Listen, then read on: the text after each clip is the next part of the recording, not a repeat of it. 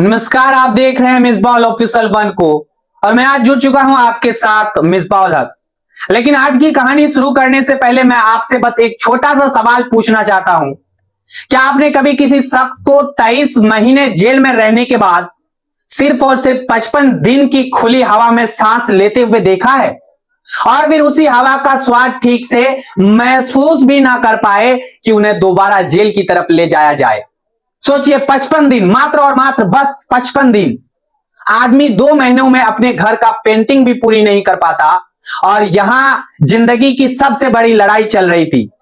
और इस कहानी का नाम है कोई और नहीं, आजम खान। उत्तर प्रदेश की सियासत का ऐसा नाम जो पिछले कुछ महीनों में इतना चर्चा में रहा कि किसी दिन की न्यूज खोलिए आप, किसी रात का डिबेट को देखिए, आजम खान का नाम ना मिले तो लगता है कि शायद आज की खबर अधूरी है। आजम खान 23 महीने जेल में रहे। 23 महीने यानी 2 साल में थोड़ा सा कम।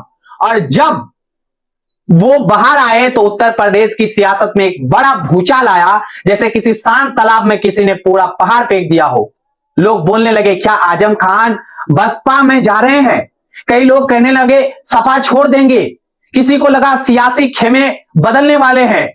लेकिन 55 दिन बाद जब हालात थोड़ा साफ हुआ तो वो तस्वीरें एकदम पलट गई। पहले अखिलेश यादव उनसे मिलने पहुंचे, फिर आजम खान अपने बेटे अब्दुल्ला आजम को लेकर लखनऊ पहुंचे और साफ कर दिया कि हम जो है सपा में ही रहेंगे। यहां एक उम्मीद थी कि अब सपा अपने बड़े नेता के साथ मजबूत होकर 2027 के चुनाव की तरफ बढ़ेंगी। सब कुछ सेट होता भी दिख रहा था। लेकिन भाई साहब, राजनीति में कभी कुछ सेट रहता ही कहां है। यहां तो दिक्कत है इस मैदान की, जहां आज ताली बजती है, कल वही हाथ हथकड़ी में बदल जाते हैं। और फिर आया वो सोमवार, कोर्ट ने फैसला सुना दिया। आजम खान और उनके बेटे अब्दुल्ला आजम को 2 पैन कार्ड रखने के मामले में दोषी ठहराया गया, सजा 7 साल की कैद कर दी। अब आप और मैं एक आम इंसान की तरह सोचे तो पैन कार्ड, क्या यह मामला इतना सीधा है? क्या यह सिर्फ कागज की मामला है, या इसके पीछे कोई लंबी कहानी है? लेकिन फिलहाल अदालत ने कहा कि गुनाह साबित है और सजा सुना दी। फैसले के बाद उन्हें रामपुर जेल भेज दिया गया। और जिस वक्त वो जेल जा रहे थे, जब कैमरों ने उनकी तरफ माइकें बढ़ाई, उन्होंने सिर्फ इतना कहा, अदालत का फैसला है, बेहतर है, गुनाहगार समझा, सजा सुनाई है। ये लाइन सुनकर कभी कभी ऐसा लगता है कि इंसान बाहर से कितना भी बड़ा क्यों ना हो जाए, जेल के गेट के सामने आकर हर कोई एक जैसा हो जाता है। जैसे ही यह खबर फैली, सुबह की सियासत फिर गर्म हो गई। विपक्ष लगातार भाजपा सरकार पर हमलावर हो गई है। प्रतिक्रियाएं आनी शुरू हो गई है, वार चालू हो गया है। सबसे पहले अखिलेश यादव का ट्वीट आया, और भाई ये ट्वीट सीधा दिल में जाकर सबका लगने वाला है। उन्होंने लिखा है कि सत्ता के गुरूर में जो नाइंसाफी और जुर्म की हदें पार कर गई, वो खुद एक दिन कुदरत के फैसले की गिरफ्तार में आकर बेहद बुरे अंत की ओर जाते हैं। सब देख रहे हैं। सोचिए, लाइन की बात करें तो सिर्फ आजम खान के लिए नहीं कही गई। ये लाइन एक पूरी व्यवस्था के लिए है, एक पूरा संदेश है सत्ता में बैठे लोगों को। और इस ट्वीट के साथ अखिलेश ने आजम खान और अब्दुल्ला की तस्वीर भी लगाई। आगे और भी प्रतिक्रियाएं इनकी आई है। वो आगे अखिलेश यादव बोले हैं कि हमें न्यायालय पर भरोसा है, आज नहीं तो कल मोहम्मद आजम खान और उनके परिवार को न्याय मिलेगा। उनके खिलाफ बड़ी साजिश हुई है, बड़े षड्यंत्र हुए हैं। साजिश और षड्यंत्र का ही नतीजा है कि उन्हें ऐसी सजा का सामना करना पड़ रहा है। वहीं कांग्रेस के प्रवक्ता की बात करें तो सुनील राजपूत का भी तीखा वार आया है। बीजेपी और उनका पूरा इको सिस्टम की बात करें, आजम खान को परेशान करने में लगा हुआ है।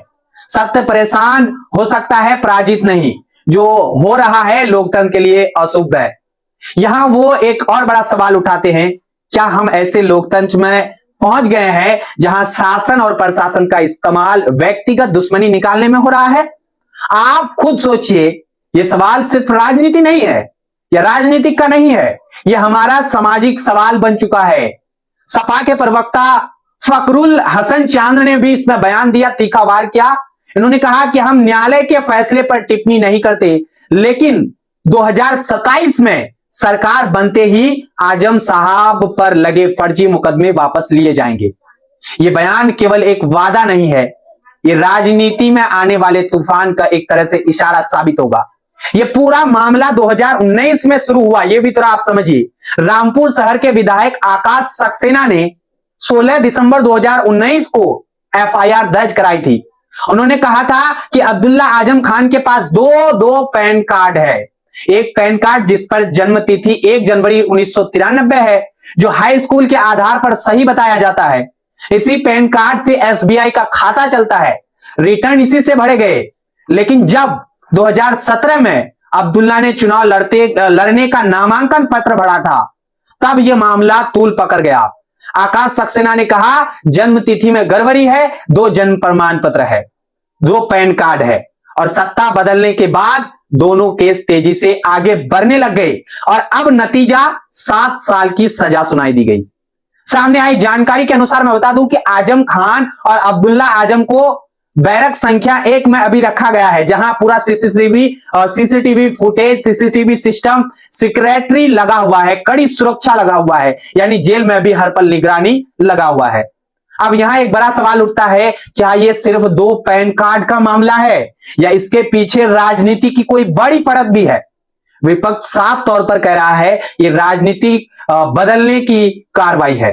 भाजपा कहती है कानून सबके लिए बराबर है, और यहीं पे सपा कहती है कि आजम खान और परिवार के खिलाफ फर्जी केस लगाए गए हैं।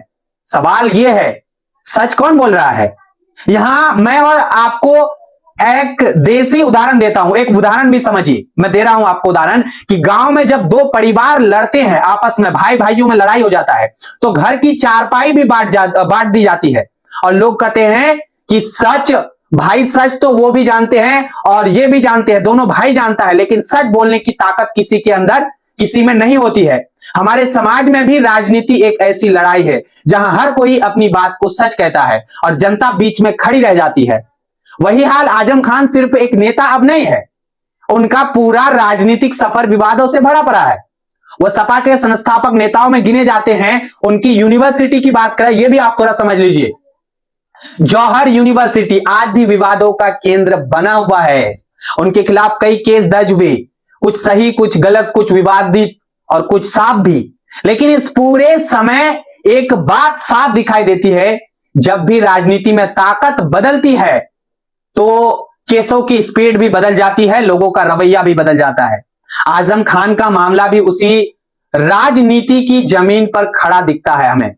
यह कहानी सिर्फ आजम खान की नहीं ना है भाई साहब, यह कहानी एक राजनीति की है, एक सिस्टम की है, जो कभी कभी इतना उलझ जाता है कि लोगों को समझ ही नहीं आता कानून चल रहा है, सत्ता चल रही है, या बात करें तो सियासत चल रहा है। आप बताइए, क्या जनता को यह सब देखना अच्छा लगता है? क्या जनता को लगता है कि राजनीति मजबूत हो रही है या टूट रही है? कभी कभी लगता है कि लोकतंत्र एक बड़ी मशीन है जिसके सारे पुर्जे चलते तो हैं लेकिन अलग अलग दिशा में चलते हैं, और जनता की बात करें बस बीच में खड़ी हवा खा रही होती है। आजम खान जेल में है, 7 साल की सजा मिली है। सपा कह रही है कि उच्च न्यायालय में अपील करेंगे। विपक्ष सरकार को घेर रहा है, वहीं सरकार कह रही है कि कानून अपना काम कर रहा है। लेकिन इस कहानी की एक खास बात है, ये खत्म नहीं हुई, ये अभी शुरू हुई है। और बात करें तो 2027 के चुनाव करीब है। नेता, पार्टी, मुद्दे सब अपनी अपनी जगह बना रहे हैं, और आजम खान का केस आने वाले महीनों में, अभी मैं आपको कह दे रहा हूं, यूपी की सबसे गम कहानी बनने वाली है। आप बताइए, क्या सच में यह न्याय है या राजनीति का खेल है? क्या 2 पैन कार्ड का मामला इतना बड़ा है कि 7 साल की सजा दी जाए, या इसके पीछे कुछ बड़ा लेयर है? कमेंट में आप जरूर हमको लिख के बताइएगा। आपकी राय मेरे लिए बहुत ही जरूरी है, क्या? क्योंकि ये चैनल सिर्फ मेरा नहीं है, हमारा है, मतलब आप सबका है। अगर वीडियो पसंद आया हो तो आप सभी हमारे साथ जुड़िए, यानी चैनल को सब्सक्राइब कीजिए, वीडियो को लोगों तक शेयर कीजिए, और जुड़ने के लिए आप सभी का बहुत बहुत धन्यवाद।